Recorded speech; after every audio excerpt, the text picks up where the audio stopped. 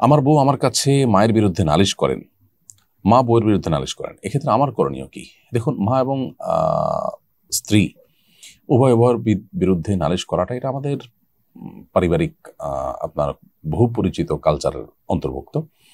এক্ষেত্রে আমরা আসলে উভয় পক্ষের কে কতটা ভুল করছেন সঠিক করছেন এটাকে বিচক্ষণতা দ্বারা অনুধাবন করাটা হলো গুরুত্বপূর্ণ। এটা আমরা চেষ্টা করব।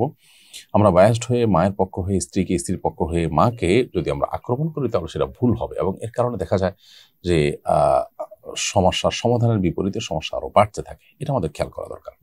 পাশাপাশি এ সমস্ত বিষয়ে একেবারে জাজমেন্টাল একটা পর্যায়ে যাওয়াটা সবসময় সহজ হয় না। সেজন্য উভয়ের মধ্যে মিনিমাইজ করার চেষ্টা করা দরকার এবং ধৈর্য ধরার চেষ্টা করা দরকার।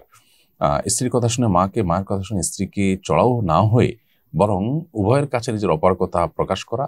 যদি স্ত্রীর কাছে গিয়ে দেখা যায় যে মায়ের আসলে অনেক দোষ, তাহলে সেটা স্বীকার করা, স্ত্রীকে থামানোর চেষ্টা করা, বোঝানোর চেষ্টা করা, এবং মা তো কিছু করতে পারছেন না কিন্তু তিনি অনুভব করছেন যে হ্যাঁ তার ভুল আছে, এই স্বীকৃতিটা গুরুত্বপূর্ণ। অনেকে স্বীকারও করতে চান না, অনেকে বরং উল্টো পথে হাঁটেন, যে মায়ের কাছে গিয়ে আপনার বইয়ের তারিফ করেন, বইয়ের কাছে গিয়ে মায়ের তারিফ করেন, ভেজাল আরো বেশি লাগে।